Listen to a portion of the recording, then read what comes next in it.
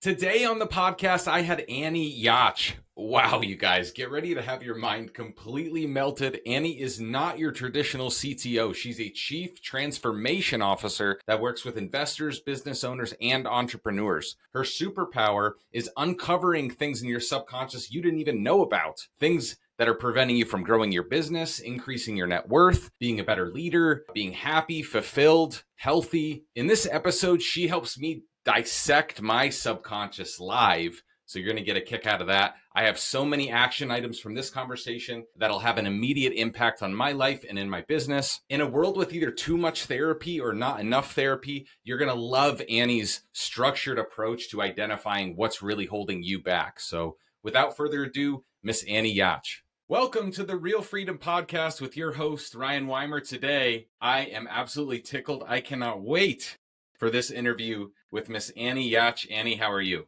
I am great. I'm so happy to be here, Ryan. Thanks for having me. Absolutely. We are going to dive deep into what's traditionally been maybe a bit of a taboo subject of mindset and trauma and unpacking layers beneath the surface that we didn't even know were there or existing, right? I'm so passionate about this subject because the power of this, I have felt just a small fraction in my journey. So I can't wait to really pick your brain and help the audience out here with whatever they're struggling with. Well, I'm really glad to be here. And I think this is, at least from all the research I've done and all the people I've helped, I think this is like the key piece that if you can figure this out for your own life, everything starts to shift from money to personal relationships to how you engage with your family. I think everything is tied back to this. Absolutely agree.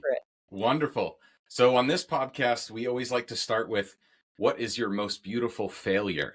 Oh, I love that question. It's such a good one. You know what? My most beautiful failure is that, and I'm going to get real here. My most beautiful failure is that I was unable to create the relationship with my now ex-spouse that I always wanted to create because of the trauma that he and I had both been through. But I have to say that failing in that was what allowed me to develop all the methodology for everything that I do now. And I've helped thousands of people because of it. So great failure is a pretty amazing experience in life, I have to say.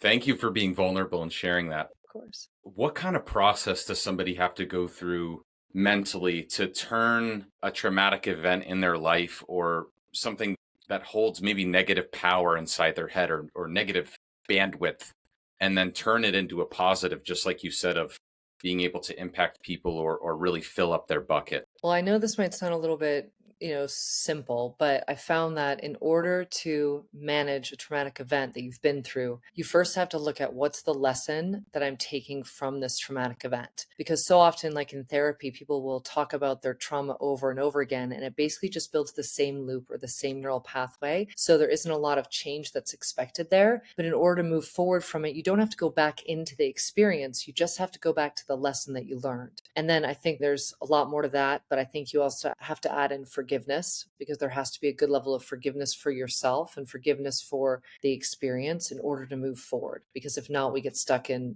that victim state, which, that's what drives so many people in this world into a less than optimized experience for themselves. Yeah. Well, I think too, it's hard to talk about. Like, let's go to step one. We're in the middle of a hard experience or the trauma, right? What is like the main driver other than time, obviously, but there is this like emotional process that we need to get through to where we're on some kind of firm foundation, if you will, to be able to even see what our goal could be or start thinking about that. Is there anything other than time that can help us maybe get through that a little bit easier or faster, or I don't know? Well, I think that's a really great question because, we all assume that time is going to make it, go away faster. The feeling won't be as powerful. What I've seen be very helpful for a lot of people that I've worked with is if you want to get rid of the emotional charge of the trauma, which is obviously any trauma is a perceived loss of control. So most of us think of trauma and we're like, oh, it has to be a big trauma. It really doesn't, because if you think about it as a child, it could be just a moment where that child perceives that he or she has no control. And so I think the first step is always, can we get rid of that emotional charge of the trauma? Can we look at it from an observer perspective so that it's not as personal to us? And that's a really hard thing to do, right? Because the trauma feels personal. It feels like it's part of our story and that we have to live there. But for a lot of the young people that I've worked with in the past, or even the the entrepreneurs, if they haven't done any level of therapy or if they haven't done EMDR to remove that emotional charge, the very first thing I do with most people is a process called, call it now the golden coin process, where we're looking at what is the highest high in your life? What is the lowest low? And how do we identify the pattern that is between those two things that becomes the trauma pattern or trauma cycle that it's very hard to get out of until you see it? So basically, the first step before anything is making that subconscious pattern something that you can see in your conscious mind so you can decide, I'm ready to look at that and I'm ready to maybe let that go. Oh, I love that. I love that. Do you feel like people are receptive to that? Do they fight it at first? Is there like maybe a step A before you can even get to unwinding of that process? Or Well, I think for most people, you have to make a choice, right? You have to decide that, and this sounds, I think, rough for most people, but we have to decide I am the person that is in charge of my life. I am fully accountable and fully in ownership of what I am creating because each one of us creates our own reality 24/7, all day, every day. And until we're ready to accept responsibility for that reality, it can be very difficult to look at those trauma patterns. But I think it all comes down to, and that's why I like this process because I don't have to tell someone what the trauma pattern is. The way the process works is they will start to see their own trauma pattern and then be like, oh my God, I've been stuck in that just in different contexts for probably the last 40 years of my life. So it's very helpful when somebody doesn't have to show them the trauma, that they can find it on their own and be like, oh my gosh, how did this just happen? I've just found it's really difficult to siphon through all your subconscious thoughts unless you have somebody there sort of guiding you in that process. yes. So let's talk about therapy a little bit. So Sure. me getting a bit vulnerable. So my Please. parents both got divorced when I was 3 Okay. and then got remarried a few years later. Now, it wasn't a messy divorce by any means. I saw one of my parents during the week, one of my parents during the weekend, and they were both living close to each other. And like it was, I guess, friendly, let's call it. So it didn't really affect me. Now, later in life, I started, I don't know, depressed isn't the right word, but like I would come home from school and I would cry in like 5th grade. And I didn't know why. It was super weird. Like I was young, I played sports. I was getting good grades. There was nothing bad in my life at all. And that was a really weird thing for me to experience because I was just filled with sadness. And I literally didn't even, for years and years and years, I didn't know it had anything to do with my parents' divorce until like I went to therapy when I was in college and after college and Yeah. started going through that super difficult process of unpacking those layers. And what I noticed about going through therapy is I had to go through multiple rounds of it before I could even get to that deepest layer and understand it. And so I think, what would you say to people that are just like, I don't need therapy, or I don't think it's right for me, or it won't help me? What I would say to people who say that is I would say that therapy is a tool, right? And we all need tools in our toolkit. So therapy is a great starter tool to use just to bring more awareness to what it is you're experiencing, right? Because there was a story that 3-year-old made up about the divorce that made him sad that he couldn't understand until he got to be much older because when you're little, you could get shut in your room by your parent thinking, the parent thinks it's time out, but you could think you're dead now because you can't interact with anyone because little kids Mm, don't know the difference in spatial awareness, right? So there's so many things that if you're willing to be courageous and go after this, therapy is one of the great tools that exist. And it's a great place to start because you at least have a way to process externally and process out loud some of the things that you might have experienced when you were a child. got it. Okay. That's super insightful. That makes a lot of sense. Do you feel like therapy is improving in terms of like awareness and openness about the subject? Like the running joke with people our age, I'm a millennial, is like, Yep. oh, our parents are too stubborn to like think that therapy is a good thing, right? And in our generation, it's a little bit more acceptable. And then maybe in Gen X, it's almost too much. Like you need to go to therapy Too for intensive. everything. Right. So I'm curious your take on like that swing across generations. Do you think we're in a good space now in society with how we view therapy?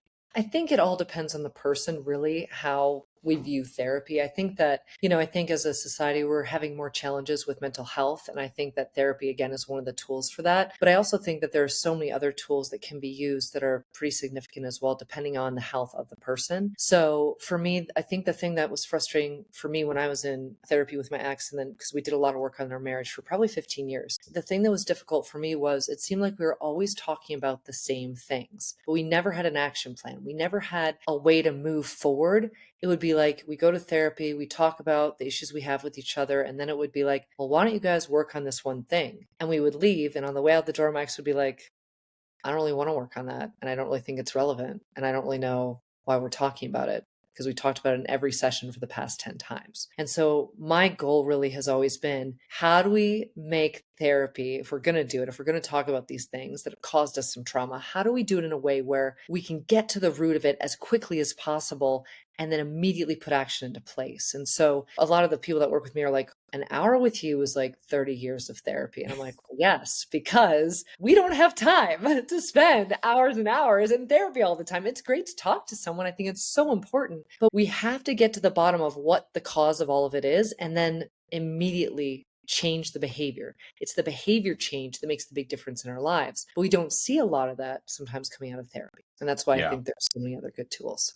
Incredible. Okay, so let's say I'm maybe a little bit older and I've never been to therapy.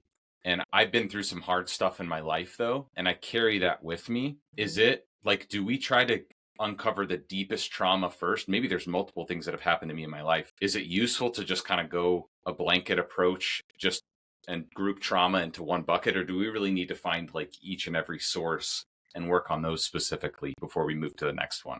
Well, I think there are so many good books out there that can help you sort of ease into it, right? There's the book, The Body Keeps the Score, which is all about figuring out in your body where you might hold trauma. So that's interesting to read through and try to discover. There's the book, The Mountain Is You, which was a fascinating read, trying to figure out, okay, what are these beliefs that I might have, right? Because beliefs also can contribute to trauma. And a lot of your beliefs come from that age where trauma hits you between the age of 5 and 11 years of age. And so what most people don't know is that literally we have a 5 to probably 11-year-old running our businesses because those stories from when we were in those traumatic moments were so solidified and so cemented in during that age range. And all we do is we keep recreating that reality for ourselves because we know we have the tools to solve for that particular trauma pattern. So I think that if we can remember that at all times until we resolve some of this, we've got a 7 to 11-year-old running our Ferrari, right? As entrepreneurs, we're Ferraris, right? So Yeah. if we have that 7 to 9-year-old running our Ferrari, we have to really start being aware of what actions we're taking and why we're taking them. So if we start at a very simplistic level, we can start at, okay, let's look at the actions we're taking and look at what is the belief around why we're taking that action. And the way I like to look at it to make it really simple is if you are living in a subconscious lie, you will be suffering in that area of your life. If you are living in a truth, you will feel more ease, more grace, more fulfillment. And so it's really helpful for people listening to write down maybe on a list or a sheet of paper, where am I suffering in my life? And then to look at the belief that you're holding in that space or in that area of your life to help you identify, oh my gosh, this could be a lie that my subconscious has told me just to help me survive. Oh my gosh, I love this. Okay, so can we role play something Yes, right let's now? do it. Let's do Okay, it.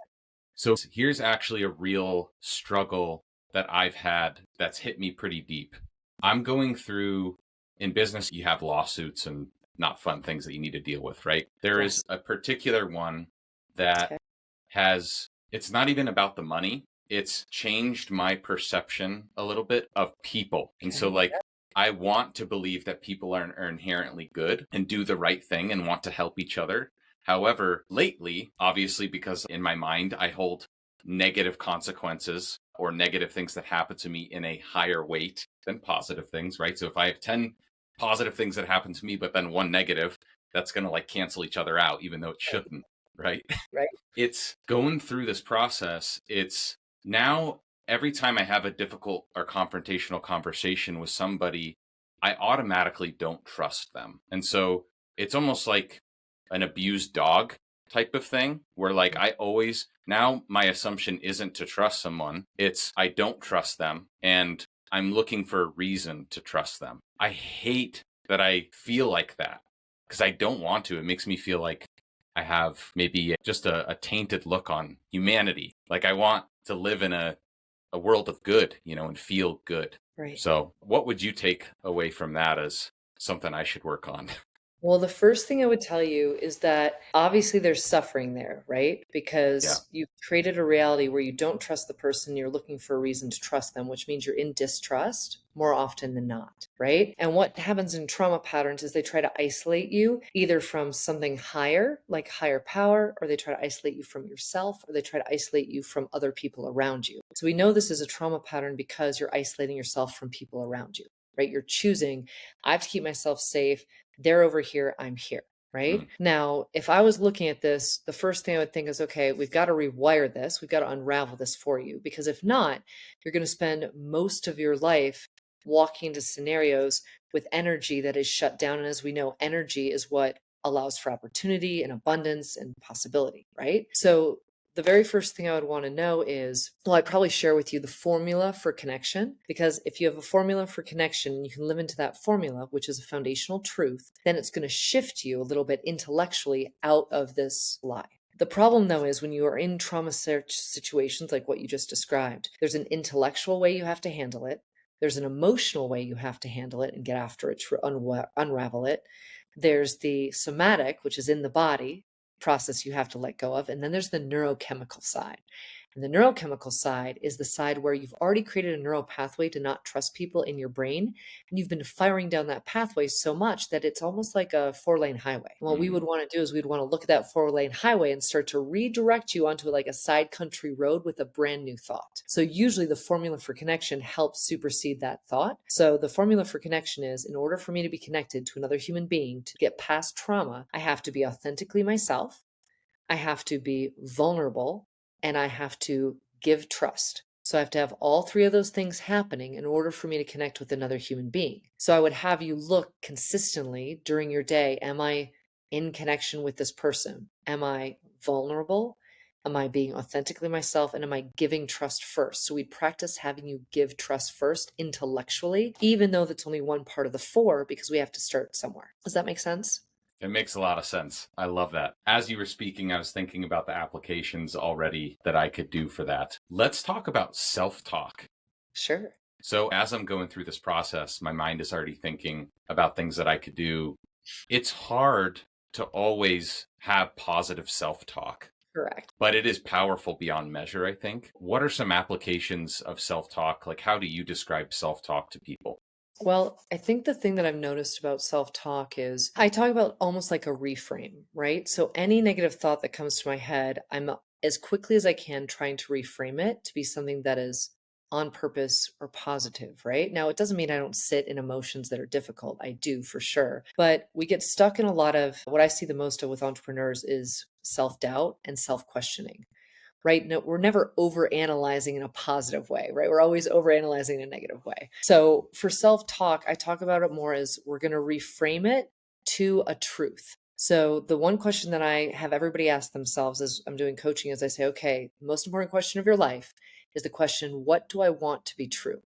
Because again, if we're creating our own reality all the time and we have the chance to be in self talk, whether it's negative or positive, we want to make sure that we're reframing it for the truth, because we know if we live in our truth, everything in life gets easier. So, for example, if I'm having a really bad day and I'm like, gosh, I just can't get this right, or, I'm not creating enough breakthrough with people and I start getting down on myself, then I will literally be like, okay, what do I want to be true? I want it to be true that every time I interact with someone, I uplift their life. What do I want to be true? Every time I interact with someone, I want to make sure that they feel the love and connection that I pour into them, right? Every time I connect with someone, I want it to be true that I feel at the end of the day satisfied because I've made a dramatic change in their world, right? So I have to ask that question, ask and answer it over and over and over again to get my subconscious brain to redirect off of the negative self talk.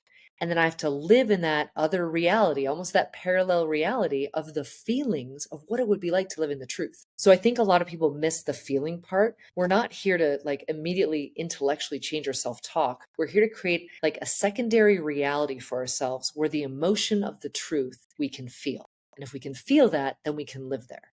If we can't feel it and we're just intellectually trying to say, well, stop being full of doubt or stop questioning yourself or, hey, you should do it this way instead, it's not going to resonate because emotion is what moves us forward. I love that. Okay. So what you're describing is like, I think it's so key.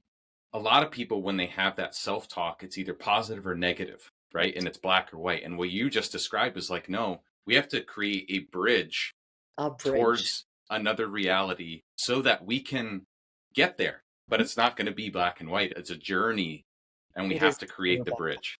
Correct. And the bridge is being able to identify what is true, what do I want to be true, and then creating what that reality looks and feels like, and then allowing yourself to live there in the feeling of it for at least a couple of minutes. Then all of a sudden you're there and you're like, well, now I'm not being negative anymore. This is pretty great. How do I stay here? Oh, I love that. Okay. I'm absolutely using that frame Use it today and anytime you always. want.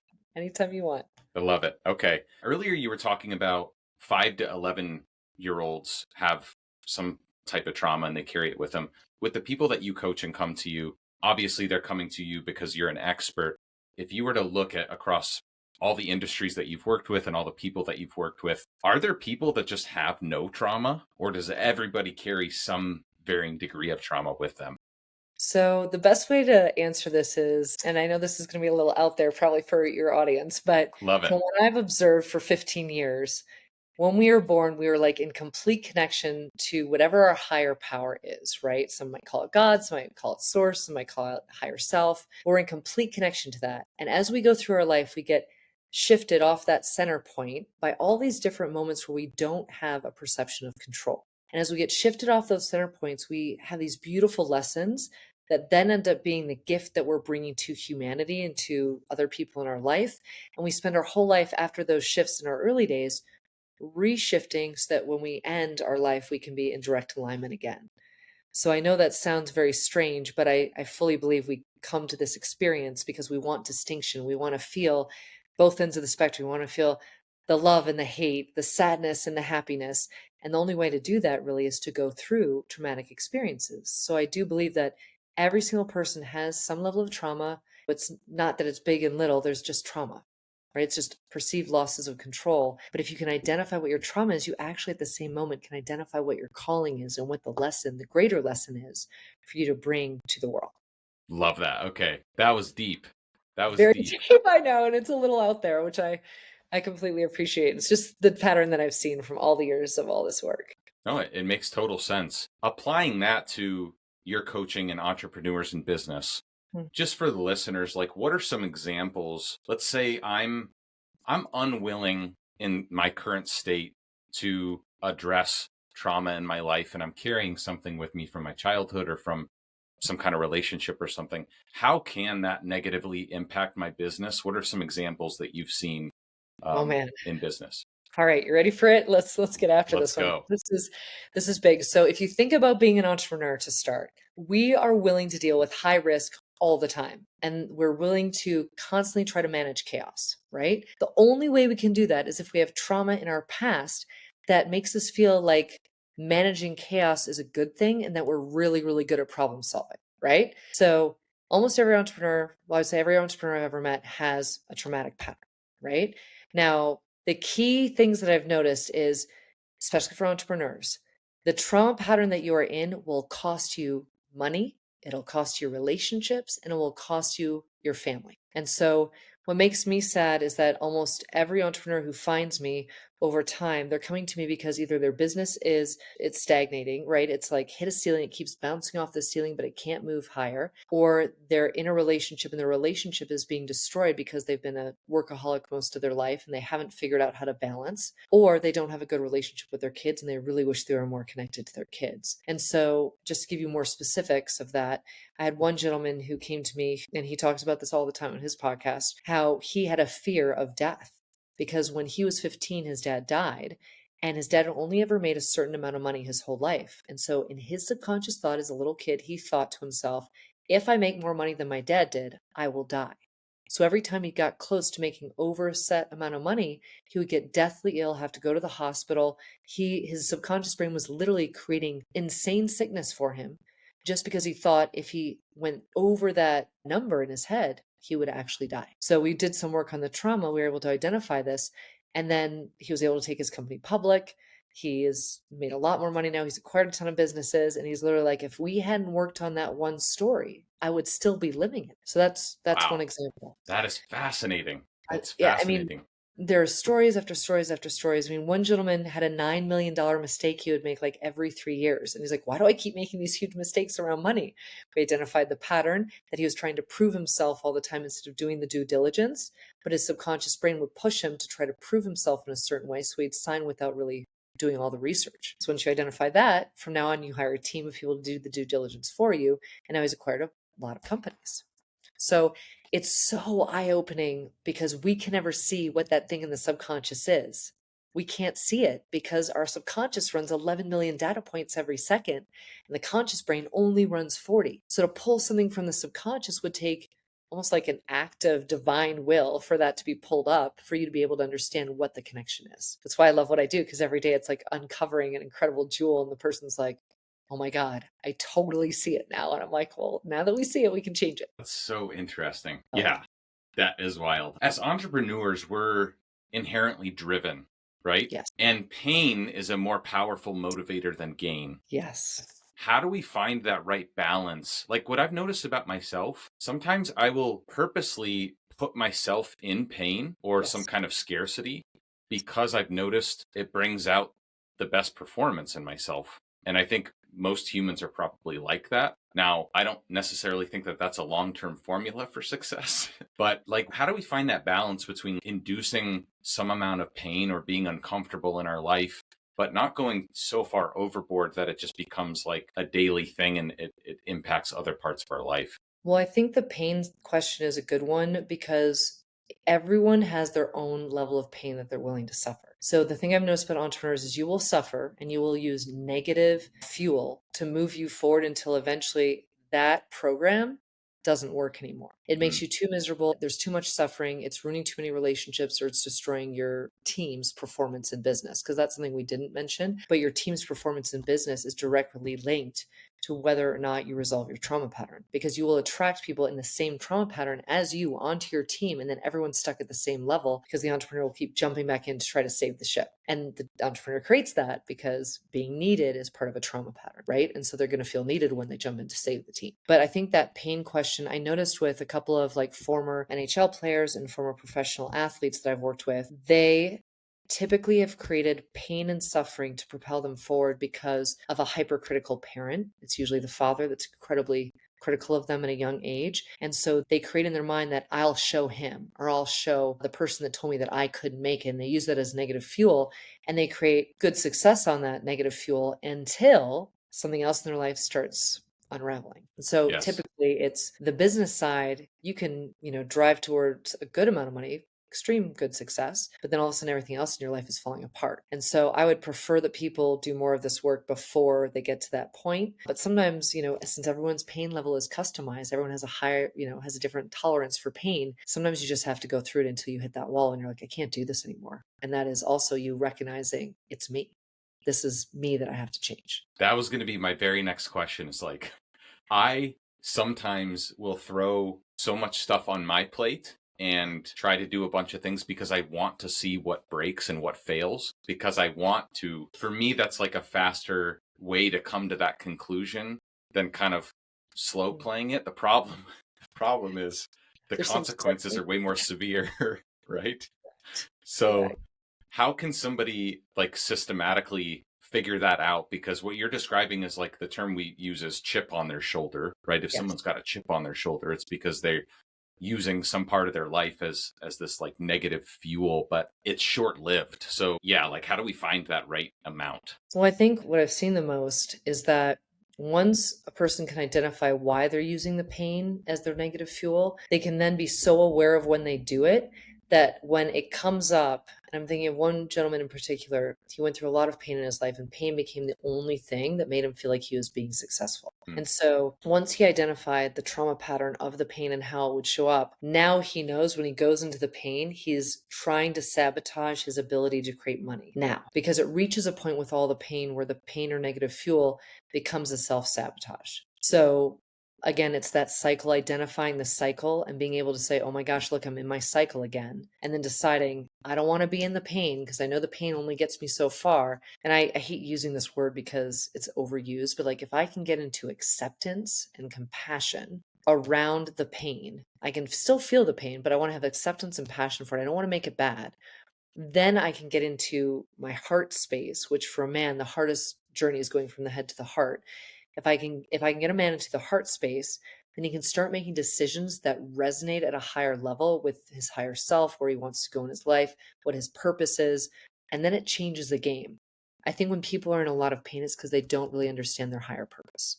And so that's a whole other process to take someone through to help them identify, okay, what's the purpose of your life and why are you here? And then they can see the pain or the suffering that they've created in the past isn't in full alignment with that higher purpose. Love it. Okay. At Offer Now Idaho, we're looking to hire A players to run our organization and help us grow our business. Absolutely. And it's not going to be easy, but what in life is? You can choose your hard, you can choose to be poor, you can choose to be rich. They're both hard. Would you rather work for a company that has your best interests in mind and wants to push you to be the best version of yourself? Where you actually can give back to the community and have a tangible impact in people's lives? You know, our motto is providing freedom to our team members, our community, and ourselves through real estate. The whole reason Offer Now Idaho was created, I was a mechanical engineer, and I was just a cog in the wheel. At the end of the day, I was just a number. I got laid off once. I got passed up for a promotion multiple times, even though I was already doing half of the role plus my own. I wanted to be able to control my own destiny and impact others around me without having the handcuffs of a corporation and deal with corporate politics. Getting passed up for that promotion, already doing the work, I remember just feeling, am I really going to do this for the next 30 years of my life? I need to start taking control now. I need to go start something. I need to go build something that will attract other like-minded people that are seeking that. The ability to work remote, right? That want to be able to have an unlimited ceiling on what they can earn. And the results that they get have a direct impact on what they get compensated. You can't get that in a corporate job. Right now, we have a $3,000 referral program. If you know somebody that's looking for a new role, we will pay you $3,000 once that person is hired by us and they hit their 90-day mark. So if you know of anybody that's looking for a new job or looking to change their life, shoot me a DM at RealRyanWeimer on Instagram. Let's get it. Let's talk about how gender plays a role in that. Sure. I'm sure with your experience, I'm guessing that males tend to have more ego and maybe bring more baggage into this kind of process that they really need more work with? Or like, what do you see gender wise as some things that we should just, identify from the start that this is how we were made and what our instincts are doing and how we need to go about that?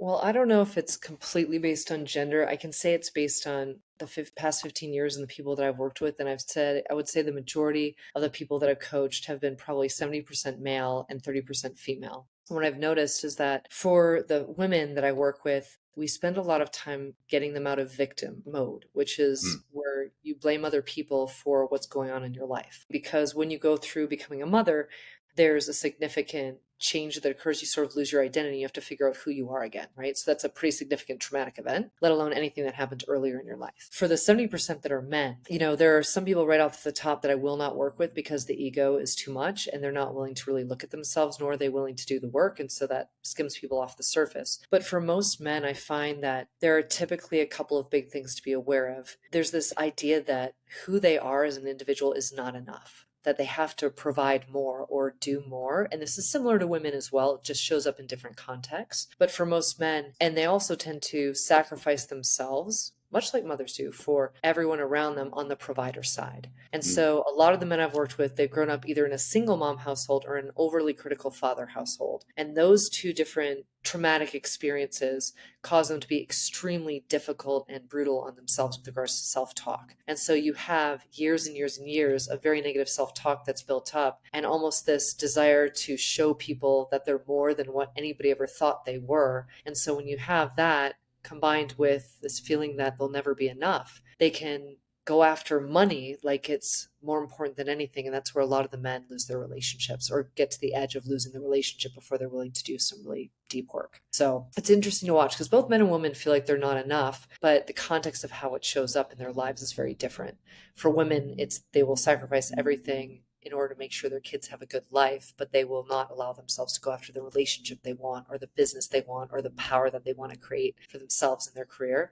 And for men, they create a ton of power, a ton of value, a ton of success in their career, but then the relationships and the friendships and the family relationships massively suffer. That makes a lot of sense. Like you mentioned before, the upside of this, of going through this hard work, and let's focus on the business element, right? How could changing the energy that I put out there, how maybe provide like an example of how that could attract A players or better teammates in my organization? So say you change your energy because you start to feel like you can trust people more. And whenever you walk into a room, you're not looking for people to prove you wrong. You're looking for people who have good energy like yours and they want to sync up with you, right? The number of affiliate relationships you can build, the number of partnerships you can build, the number of people that naturally come into your space that want to do business with you. And a lot of entrepreneurs get stuck in fight or flight, which causes their energy output to feel off to other people, to feel like they can't trust it. So the first step I tell people is it's really great to calm the nervous system so that when you walk into these spaces, people can be naturally attracted to you. And that allows you then to drive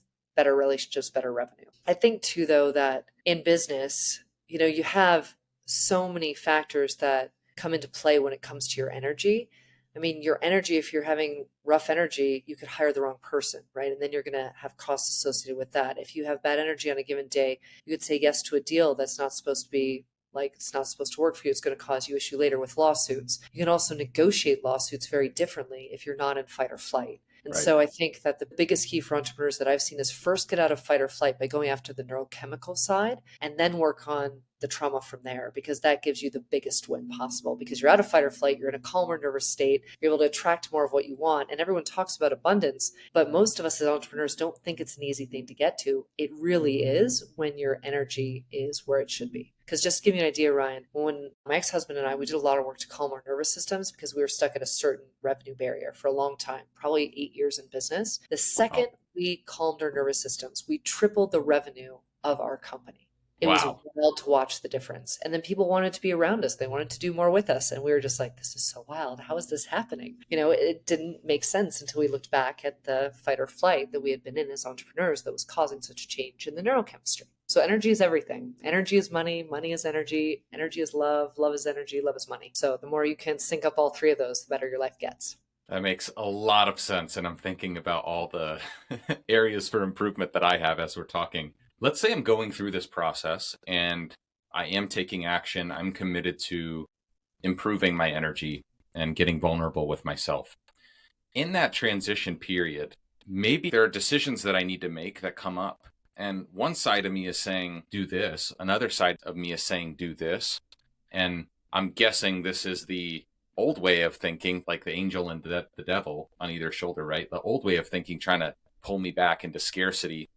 A new way of thinking trying to pull me to abundance.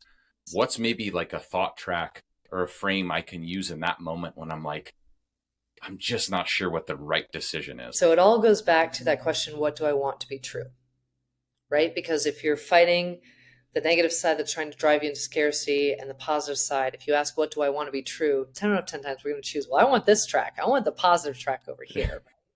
And then if we choose to answer that question and live into that reality, we can almost always make the best decision. Now, what I've done in the past with entrepreneurs is I run a process to identify their purpose. Once you identify the purpose, you have a bunch of questions that act as a filter to make quicker, better decisions, because it's so clear when you're aligned with your purpose. Oh, like any path is much more clear. So I think that if you can't do a purpose session to identify your new filter for how you look at your world, asking that question provides you a very quick new filter, and it allows you to choose between, do I want the good side or do I want the bad side? And how do I live in that good side? Okay, perfect. I love how, like, in business, we take this logic-based application towards making decisions. And you're saying there's a same methodology to understanding ourselves and being the best version of ourselves and feeling the best energy of ourselves. And I love how the methodology you're describing, it's not like everyone wants to describe it as like, ooh, just be in touch with yourself, and like kind of these loosely like fluffy sounding ideas. And your approach is like so methodical that I can see how it really resonates like with your business person and entrepreneur, because they're like, oh, I can understand that process. There's a I system, know how to there's do a that. process. Yes. Yes. Yeah. That's what I've always tried to do because it was so frustrating to me as an entrepreneur when someone's like, oh, just be the best version of yourself, get 8 hours of sleep a night. And I'm like, that is not helping at all. Yeah. Meditate for 10 minutes a day. I was like, I can't even sit still for 10 minutes a day. How am I supposed to meditate? So I heard all of that and I'm like, that isn't helpful. That's not getting me to where I want to go. Where can I find the answers? To be honest, as entrepreneurs, we need systems and processes because sometimes our brains don't work that way. They work that way when we're solving problems or we're coming up with a way to manage chaos. Sometimes we can't manage our own chaos. And so for me, there's a very specific way to go about it. You first do your process to figure out what the trauma pattern is. Then you do a process to identify your purpose so that you can be very clear on the filter, the new filter for making decisions. Then from there, you're going to bring together in harmony the young version of you and the adult version of you so they can work together to solve problems. And then from there, you go into, okay, now that I've got myself in a very good foundational state, how do I then work on unraveling these trauma stories that little 11-year-old kid has going on in his brain? So there's a process, there's a structure, there's a system. And that's what, for me, I was so thankful. Like I look back and I look at my ex-husband as one of the probably the best guides or healers of my life, because if I hadn't been through everything with him to work him through PTSD and all the trauma of his life, I never would have been so ravenous to do this for other people. Because now it's like, there's nothing more fun than uncovering, okay, what's this one little piece that they've been telling themselves their whole lives that literally is the game changer? If they knew it, it would change how they interact with people, it would change how they run their business, it would change how they hire and serve their business. I mean, I love digging for the goods, the treasures. Is that why you do it? Is it like that light bulb moment of somebody having this worldly realization? Yeah, there's nothing better, Ryan, because if you think about it, right, we spend our whole lives trying to create impact and meaning. But if in Yeah. one moment you help somebody see the thing that's been in the gap their whole life, and from that one moment, you know, they're going to change the way they impact with their spouse, with their kids, with their business, with their clients, with their vendors, with everybody. And to think like maybe at a tiny little part of that process, the impact can be huge. So I love watching someone transform in front of my eyes in less than an hour. Best experience ever. And you know, they're going to keep that information with them and they're going to go into the world. It's going to be a ripple effect into whose lives they touch. That's incredible. I 100% agree. Let's say severity of trauma is a spectrum, right? And like for me, my parents' divorce and everything, I would look at everything that everybody else goes through and determine that that's a pretty small trauma, although it's all relative to each person, right? If somebody goes through an intense type of trauma, does it usually take more time, or does it not work like that? It's interesting. When there have been extremely intense traumas that I've dealt with, the pull to stay in the old story is much stronger. So I wouldn't say that you're divorced because everyone has trauma from divorce, whether they think the Yeah, divorce was or not, right? So I would never say that, oh, your trauma of going through divorce is worse or better than Larry going to war, right? You can't compare those two things because right. for you, divorce might have been war for you and it hit you as hard as war. But I do think that when you've been running a particular trauma pattern for 40, 50 years, and somebody tries to interrupt that pattern, but you've dedicated and built quite a life around that particular trauma, you might not want to give it up. And this is where all the Yeah, entrepreneurs say to me, everyone waits till the end, and then they're like, okay, so if I do this work, am I going to lose my edge? Am I going to lose that thing that drives me? And I'm like, here's the thing. What drives you is a skill that you developed based on the program of that young child making a decision that this is the only program that will keep me safe. That is a skill set that will never leave you. You will never lose that skill set. The only thing that you'll lose is you'll lose the 11-year-old driving your Ferrari. The 11-year-old will start to sit in the back seat and let you as the adult drive, which is where you make the most impact in your life. So I would say you become much less reactive when the 11-year-old is not driving the bus of your subconscious. makes a So ton of sense. Yeah. yes. So, what's an example of something subtle that you see all the time that people do in business, that leaders do, that they don't even realize? People will talk themselves out of a big career change or a big career elevation because of their subconscious programming. So, for example, there might be an acquisition that a company wants to make, but the CEO will talk himself out of making that acquisition because he's like, I'm not ready for it. Mentally, it's not where I need to go. It's not as safe as this old feeling. Because we would much rather stay in what we know than the unknown. And if we think about it, I always talk about like your penthouse life. The trauma pattern will cap you at a certain level of living because it thinks, I never want to lose everything that I've got. And there's a lot of fear in entrepreneurs that once they make a certain level of money, it's going to all be taken away from them. But the key is not that. The key is that you've now hit off the ceiling of where that trauma pattern is going to serve you. In order to go to the next level of who you are, you have to break through that trauma pattern and design a new program for how you want your subconscious to engage. And so for a lot of the entrepreneurs, if they can break through into their penthouse, it's scarier to go there because it's unknown than it is to stay in the old story. So that's why a lot of men over the age of 50, not many of them want to work on their trauma patterns because they've been in that pattern for so long and they think it's the only identity they have. The men that really blow my mind is when they come at me and they're in their 50s, they come at this work and they're like, I don't care what it takes. I can see the pattern. I want to get out of it. Teach me what to do. I'm all in. And they listen and they apply it. Some of those men over 50 have the biggest groundbreaking experiences of their lives because they break a trauma pattern that's been holding them hostage for 50 years. Yeah. What percentage of the population do you think has a trauma pattern? I think probably everybody has one. I think the degree of the trauma pattern and how it impacts your life is what is custom to the individual. So you can't say that anyone has gone through life and not have had a moment of a perceived loss of control. Even some of the most healthy individuals I've ever worked with, there was one gentleman, he's super happy, having a great life, making great money. He's like, I don't know, I don't think I have any trauma. Turns out when he was a little kid, age 5, his mom put him on a plane to fly to his dad across the Atlantic Ocean. And this little kid got on the plane and he decided that there was only that present moment, that there was no past, there was no future. Now, this is subconscious. So what happened to him as he grew up in business was he never planned because in his mind, there's no past, there's no future. So why would I plan? So he spent a majority of his business life never planning anything. And he was in conflict with his wife because she wanted to plan vacation. She wanted to plan for their year together. She wanted to plan all these things. And their relationship started to unravel because he wasn't planning. And then his business partner came to him and was like, you're never planning in business. How are we supposed to move forward if we don't plan? We'll never get through to our strategic goals. So he came to me, he's like, I don't think I really have anything. And we looked at it and he's like, oh my God, I never want to plan because I was on that plane and all I had was that moment. And I didn't know if I'd have anything in the future or anything in the past ever again. So that's the power of the subconscious and how much it can trick you. And it's sneaky. It shows up and it changes the context. Even when you think, oh, I think I've got this handled. I mean, I've been doing this for 15 years. And there are moments where my subconscious messes with me. And I'm like, so tricky that time. Yeah, that's absolutely why I asked, because I can hear and see a lot of people that are watching this or listening to this that are like, my life's great. I haven't had a death in the family or a traumatic childhood. I haven't lost a child. I haven't. Yeah, exactly. Those are not the traumas that we're looking for. We're looking for the smaller perceived losses of control. Maybe you got married too quickly. Maybe your sister beat you up as a kid. Maybe your brothers teased you. Maybe your brothers held you down and tickle tortured you. And something from that was this big program that your brain picked up on. Everybody picks up on different things. So if anyone were to say, oh, I don't have any trauma, I'm like, you might not want to go after the trauma, but it doesn't mean you don't have any perceived losses of control.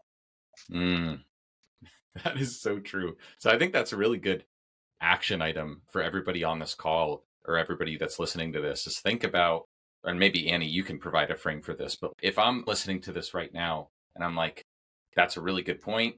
I haven't had anything major happen in my life. At least that's my perception. How can I go about even discovering what that event is? Sure. I would honestly start with the question of what is the lowest point in your life? What is the moment that comes to your mind first? This is the lowest point of my life. That low point is almost always a trauma. And so what I tend to look at after that is I then say, okay, if we know that you got something, lowest point of your life, and it could be a period of time, like a couple of months, we go to that period of time and then we say, okay, what did I immediately learn in that moment? What did I have to change about myself to live through that moment? And you're going to be amazed with the things that you had to change about yourself to get through. That's the beginning of you understanding what that program is, because you changed in a certain way from that low point, so that you could survive, so that you could almost like so you could win at life. But what you didn't realize was that society would then reward you for whatever that program was. So it would try to sync up even more. Oh, this is a good program. I should keep using this over and over again. Yeah. That's how it becomes a little sneaky. So have you ever heard me talk about there's the saber-toothed tiger story? It puts trauma in Yes. perspective for people. I don't know if you want me to go into that very briefly, but it sort of helps people Yeah. understand. Go for it. Yes. So for anyone who's listening, if you're wondering, how do I really make this make sense to me? If you think about it like you're a caveman, we go back to cave person times. And as a cave person, you walk down to the stream and you see this really fuzzy orange and black rock. And you're like, oh, I'm going to sit on that fuzzy orange and black rock. You go to sit on the rock. It's a saber-toothed tiger. It rips off half your face. And so you get back to your cave, you patch yourself up. You're alive now. But what is the first thing your brain's going to do? Your brain is literally going to replay over and over again exactly what just happened to show you fuzzy orange and black things are dangerous. If I'm around them, I might die, right? Now, this is where it gets crazy cool. Then the subconscious brain, as you sleep, replays the story over and over and over again, driving those neural pathways to create that highway. Fuzzy orange and black things are dangerous. Fuzzy orange and black things are going to kill me. You wake up the next morning. You look out of your cave. An orange bird flies by. You're going to shock because you're like, oh my God, is that a fuzzy orange and black thing? I don't know. I got to watch it. You become hypervigilant because you're watching for fuzzy orange and black things. You look out because you're thinking, oh, I want to go get some food. But behind every bush in front of you, you're thinking, what if there's an orange and black thing in front of that bush? So the thing that's neat about this is your brain starts to make you a very hypervigilant tracker of fuzzy orange and black things. It makes you probably the best hunter in the whole village. So everybody's going to reward you for being this amazing hunter. And as this amazing hunter, yes, you're on high alert. Yep, you're a little bit in fight or flight, but you're winning. You're not getting killed by the tiger. Now, this works really, really well, Ryan, until next door, the orange and black tiger killing tribe moves in and they wear the tiger pelts on their back. Literally, the environment has changed. That group of people are the best people for you to bond with and be a part of and spend time with, because then you could literally pick berries and not have to worry about fighting ever again. But because they're fuzzy orange and black pelts on their back indicate to you that they're dangerous, you're going to stay as far away from those people as possible. So this is where we have some story about a tiger. That tiger we start to see everywhere. Then all of a sudden the environment completely changes. We could be around people who kill tigers. It'd be the best decision of our lives, but we can't make that decision because we're still in that fear state around the tiger, because we can't tell that the environment has changed. So what I always ask everyone is, I'm like, think about what that fuzzy orange and black tiger is for you. What is that thing that feels that you have to be hyper vigilant around, you have to be hyper focused on? Maybe it's a skill set you developed and you want to look for that because that's also an indicator of where there might be a trauma pattern. I love that analogy. It makes so much sense. And I think everybody that's listening to this has some kind of event or thing that's happened to them in their life that they can absolutely connect the dots to and then extrapolate it out of, oh, that's why I don't do this. That's why I don't put myself in uncomfortable social settings or whatever that trigger is.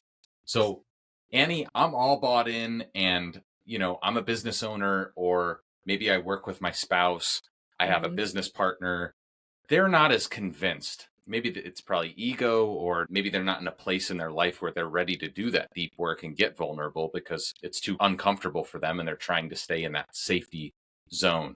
I'm never going to convince my spouse that, hey, we should do this, or my business partner, hey, we should sign up with Annie and go through this deep work because it'll be life-changing and revolutionary. How should I go about that conversation with them? So typically what I found, and I tell everybody this because sometimes people fly out to do 2-day intensives with me where we do very deep work, and then they're so gung-ho and they want to tell everybody about it. I'm like, no. Here's what you do. You go home and you become the lighthouse. You become the lighthouse of change. And you show people through your behavior and your actions and this new way of being that you are forever different. And then people will start coming up to you and be like, wow, what did you do? What's different about you? What did you try?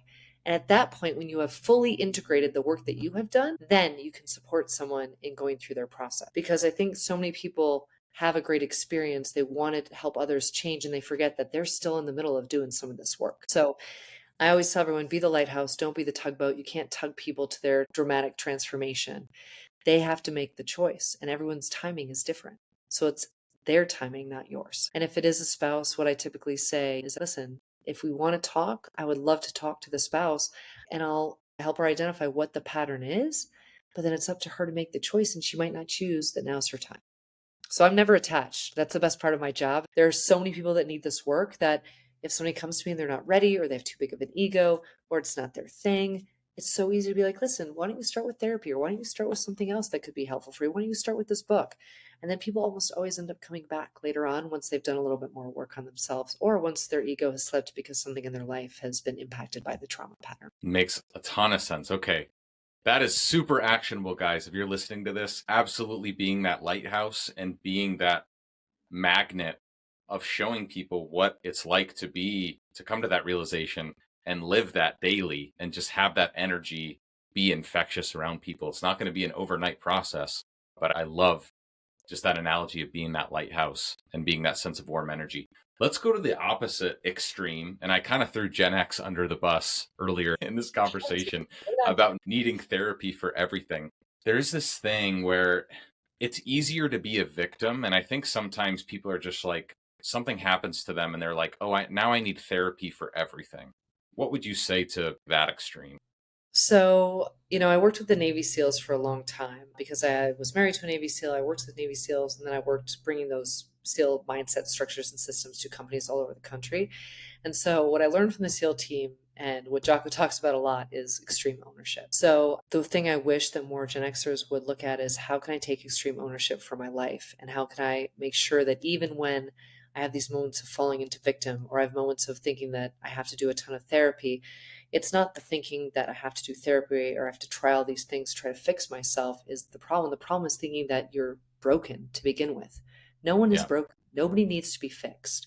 It's not what this is about. This is about up leveling your awareness of yourself to take yourself to the next level in everything you do.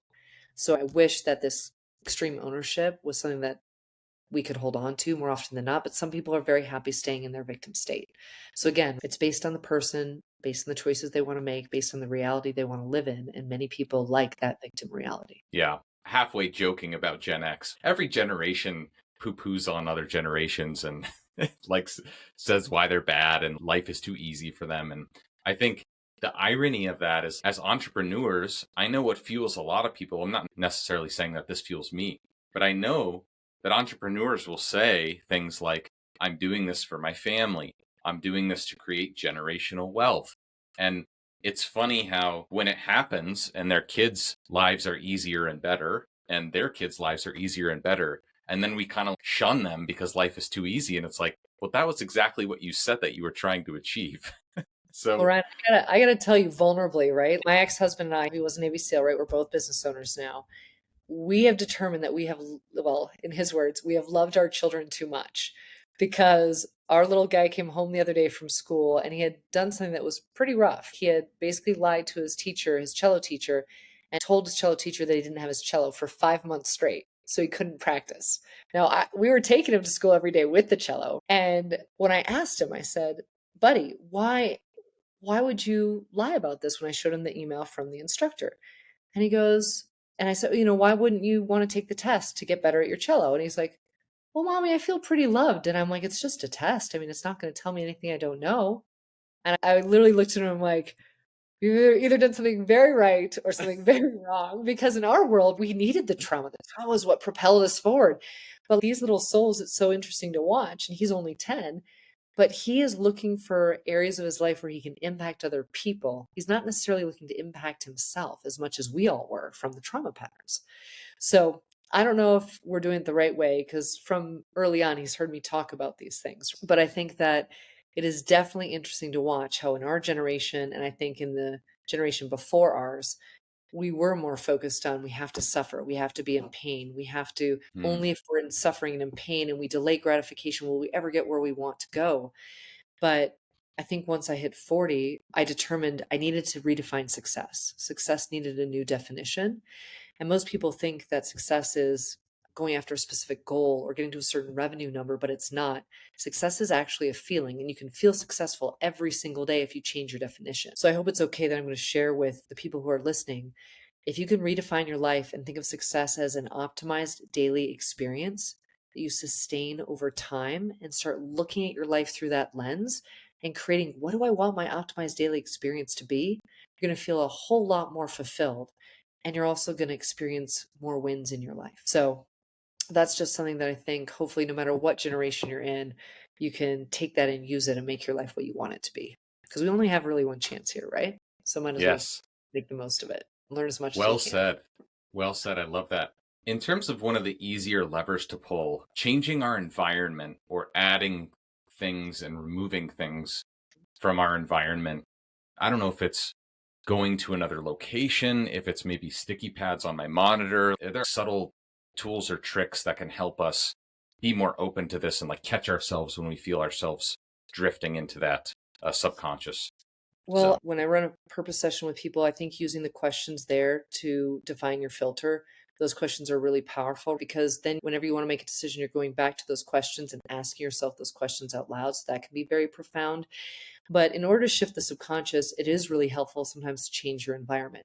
Because every time you change your environment, like we used to bounce between Florida and Park City, because every time we changed the environment, it forced us into recalibrating our lives, into really looking for the areas where we felt more suffering or we felt like we were more reactive, because that change of environment will show you really quick, oh, isn't this interesting? Here's my subconscious trying to fight against this change. And what does this mean for me if I no longer stick to this program? So Right. we actively did that as part of how we were living our lives and living our marriage and living our business because we wanted to force our subconscious into those change states really quickly. But I think if you're looking to make changes where you can start as really small, just with like different decisions and awareness of your behavior. Because if you think about something as simple as, say, drinking, everybody at the end of a long day, we don't have a lot of capacity left by the time we finally get home if we've given up, if we've worked really hard throughout the day. So something that you can do just to build your awareness and build your ability to manage your subconscious is instead of getting to your house and immediately going to like open a bottle of wine or going to grab a beer, pause. Ask yourself, do I really want this right now? Give yourself a 5-minute window to wait and then ask yourself again in 5 minutes, because that's building that muscle in your brain to decide very intentionally, do I want this and is this the best thing for me? I just use alcohol because that's a very easy one for almost everybody to understand. So the key there is self-regulation, to start working the self-regulation muscle, the emotional regulation, the intellectual regulation, and the physical regulation. Now you can use the physical by working out, right? And doing one more rep. You get really, really tired. But I find the emotional and the intellectual are the more powerful ones, because the biggest gap I see in almost all entrepreneurs in their business is a lack of emotional mastery. And if we could get that one thing to more entrepreneurs, they can manage the heck out of their businesses. They try to manage other people's emotions all day long on their team. But if we could get them to emotionally manage themselves, they would have an insane edge in business. I 110% agree. Why is there this perception that, especially as males, showing feelings can indicate weakness, or being in touch with my emotional self is weakness? Well, I think it's been conditioned by society for so long. I mean, almost every man I know, he always tells me that he feels finally very safe to have this conversation because he's like, I know you're not going to judge me if I cry, or I'm not going to get judged if I show my emotions. But most men, their dads told them not to cry, or their moms told them not to cry, or not to show any emotion, or that it wasn't appropriate or wasn't right. So imagine, as that little kid, this is an example of a trauma pattern. Your mom Yeah. tells you not to cry, or that it's not okay to cry. So you decide, I'm never going to cry again because I don't want anyone to have control over me. Versus as an adult, realizing if I can be vulnerable and show my emotions, I have more power in who I attract and how I attract them. So most men have shut down on probably 50% of their power because they're not able to emotionally manage themselves and manage their emotions and show up vulnerably. So for almost all the men I've ever worked with, whether they like it or not, I'm like, we're going to dive into this emotional state piece, because the more emotionally connected you are and the more you master that, the more you will build a team of incredibly loyal, high-performing individuals who will do everything for you, who will run through walls for you. And that is what is needed to excel in business. Oh man, I love that. You got me ready to run through a brick wall here. I Oh my love God. that. I love it. Well, Annie, I could talk to you for hours, honestly. This is something that I think, because of just the nature of it, it's less tangible, and it's not necessarily something that people know how to measure. It can be measured, but people don't know how to measure it. So I think that there's an inherent, I don't need that right now, maybe tomorrow type of feeling to doing this deep work. What are some of the ways that you can measure progress when somebody's going through your program? Oh, so there are a bunch of different ways because again, I'm a little bit more of that methodical person. I like to be able to Yes. track things. And so just to give you an example, there was a gentleman who went through his first session the other day. And for probably half of his session, he kept telling me, he's like, I'm in ecstasy right now. He's like, how did I do this? How did I create this in my brain? How am I so happy? He's like, this is so wild. Does this happen to everyone? And I'm like, tends to happen to almost everybody. So you start noticing daily that you have a higher level of energetic output and you have a higher level of connection to yourself, which is, again, if energy is everything, it's a higher level of attraction of abundance. So that's one piece. Most people tell me they end up making more money. They're engaged in less lawsuits. They're engaged in less conflict over that time window. And the other thing this gentleman told me after his first session, he was like, Annie, that book you told me to read, I read it and I've dramatically changed how I'm interacting with my wife and she loves it. She loves it. Where was this like 20 years ago? So Yeah. I like seeing big change in business. You start making more money. You start making better decisions. I like seeing big change in relationships. You feel more connected. You're more intimate. You have more sex and connection with your spouse. And you have better communication, which is always key. And then with your family, your kids feel more connected to you. They want to spend more time with you. And you want to spend more time with them because you're becoming more real and more synced up to the energy that is you. So I would say that's how we typically will track it. And then obviously people will share the changes they're seeing as they're going through this in business or in just relationships they're in. Yeah, I love how this work is applicable to every single part of your life, right? And if you go and get a business coach or a fitness coach, of course, maybe there's a little bit of spillover into other areas of your life, but it's very hyper focused on one thing. When you're working on your mindset and you're going through this work, every single part of your life benefits Every in a part big is way. yes. Yes. And then even what I love about it is even your neurochemistry changes because we're rewiring patterns that have been there for so long. And one of the things that I use a lot are these, they're basically sprays that calm the nervous system. But when people use these sprays, they tell me they feel more connected to something higher. They feel like they're more calm when normally they would be very reactive or triggered by something. They feel like they sleep more deeply. So there's just such a wide variety of changes. And if you're aware of the changes that are happening, and I have almost every client track all changes across their sleep patterns, their emotional state, their intellectual state, their physical state, and their connection within their team, you see pretty big changes across the board as they go through the process. Incredible, incredible. How can somebody book a session with you? Where do they go? Well, they can either go to my website, which is northstarleadershipschool.com, or they can reach out to me directly at Annie@northstarleadershipschool.com. Or what I love even more is when people just go to my Instagram, which is northstar.annie, Annie, and send me a message and just let me know what's going on in your life. And from there, the journey begins. And it gets really exciting because you're opening up to all the possibility that's potentially there and waiting for you that you might never have had access to before. Love it. So, Annie, for everybody listening, we'll link that stuff in the show notes down below so you can sync up with Annie and really change your life. I want to end with one final question, Sure. which is what is the cost of not doing this? What is the cost of something like this with you your whole life? I think for the people that I've observed who carry the cost from my perspective is there's a lot more suffering than you need to experience in this life. There's a lot more sadness. There's a lot more misery. There's a lot more negative self talk and self doubt. And honestly, I think that the level of success that you'll experience is dramatically affected by whether or not you do this work. Because if you think about it, if everybody else in your space is not doing the work and you are the one that is, you're going to have the ability to perceive more in the world around you, go after things that they couldn't, and to really step into your calling, which is why we're all here. So I think that if you can look at your life that way and be like, I want to go at 100%, I want to go all in on my life, this gives you a chance to do that.